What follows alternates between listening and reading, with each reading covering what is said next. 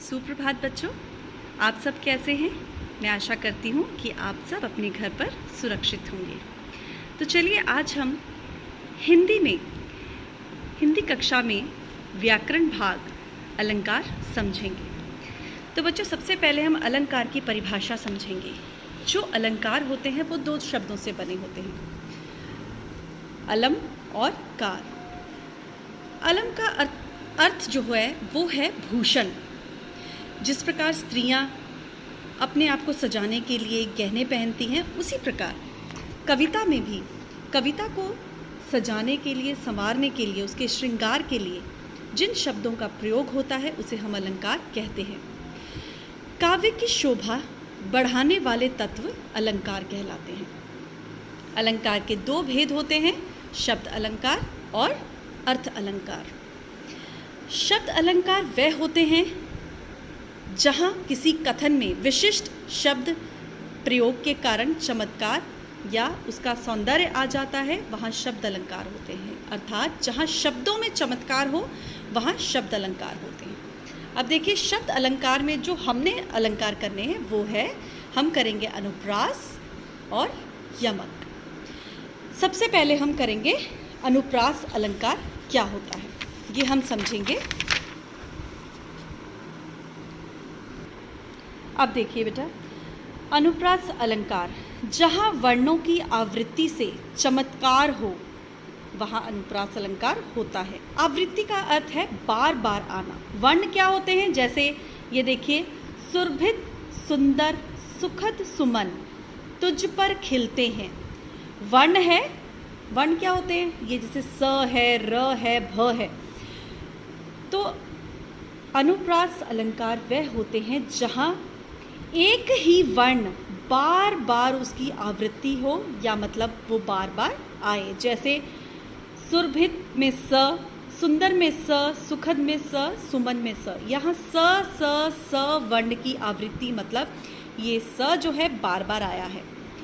दूसरा उदाहरण देखिए, कालिंदी कूल कदम्ब की डारन, क क क। अब देखिए, क की आवृत्ति हुई है, तो ये क्या होगा, अनुप्रास अलंकार।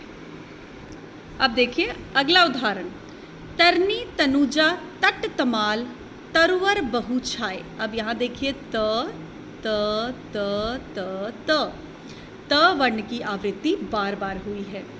अगला उदाहरण, चारु चंद्र की चंचल किरणें खेल रही जलथल में। अब देखिए फिर से च की आवृत्ति बार बार आ रही है, तो ये अनुप्रास अलंकार होगा। रघुपति राघव राजा राम पतित पावन सीता राम।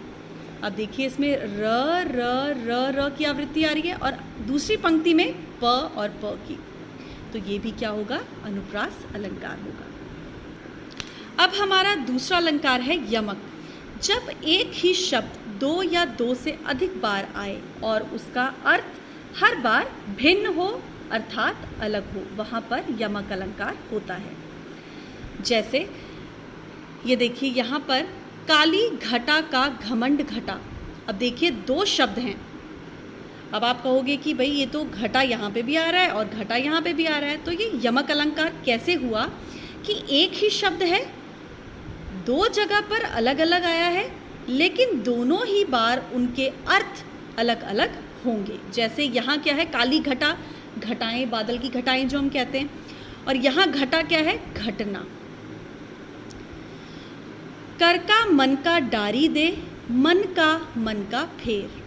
अब ये देखिए, यहाँ पे मन का और मन का शब्द दो बार प्रयोग हुए हैं, तो दोनों बार उनके अर्थ जो हैं अलग अलग होंगे। यहाँ एक मन का है मोती और दूसरा है मन, जो हमारा मन है, उसका अर्थ स्पष्ट किया है। तू मोहन के उर्बसी हवै उर्बसी समान। अब देखिए, उर्बसी और उर्बसी ये शब्द दो बार प्रयोग हुए हैं और दोनों बार इनका अर्थ अलग आएगा।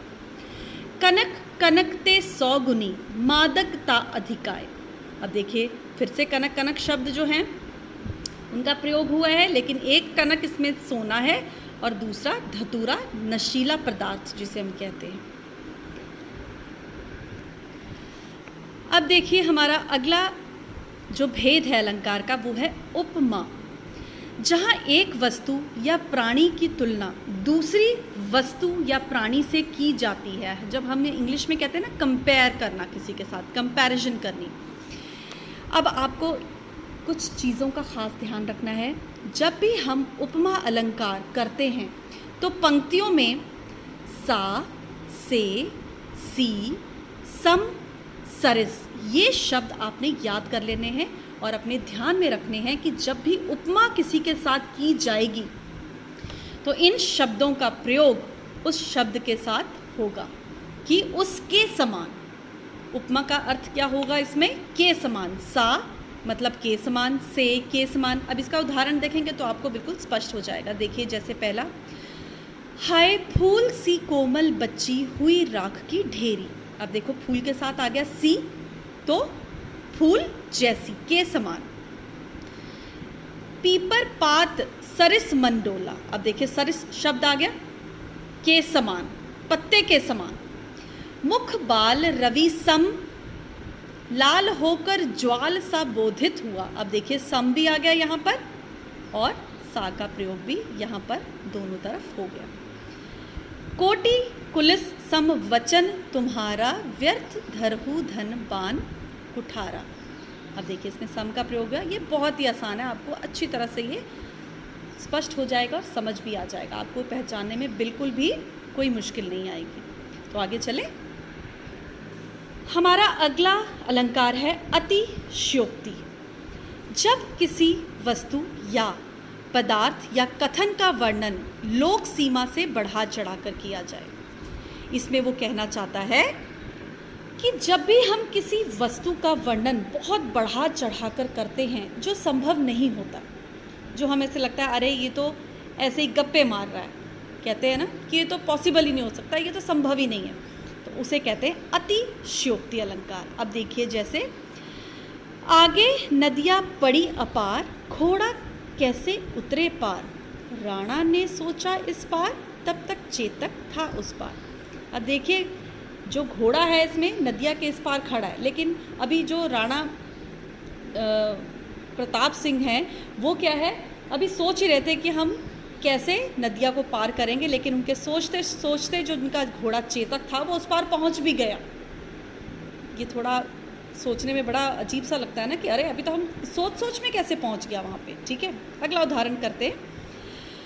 हनुमान की पूंछ में लगन न पाई आग, लंका सगरी जल गई, गए निशाचर भाग।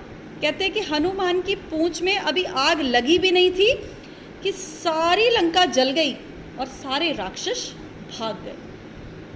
अरे पूंछ में आग लगी थी तभी लंका जली थी ना, तो वो कहते हैं अभी उनकी पूंछ में आग लगी भी नहीं थी कि सारी लंका जल के राख हो गई।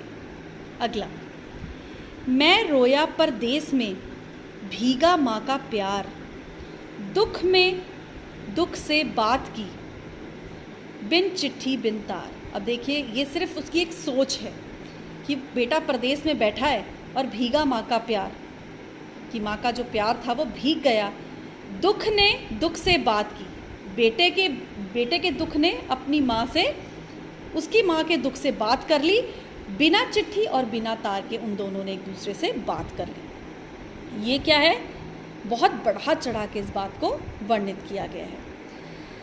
तो बच्चों मैं आशा करती हूँ कि आपको ये 4 अलंकार बहुत अच्छी तरह से समझ आए होंगे। आप अच्छी तरह से इन उदाहरणों को देखिए, पढ़िए और आपको इन अलंकारों के भेदों से संबंधित एक कार्यपत्रिका भेजी जाएगी, जिसको आप अपने चिंतन से, अपनी समझ से उसको पूरा करेंगे, तब आपको और भी अच्छी तरह से ये चीज़ स्पष्ट हो जाएगी। धन्यवाद।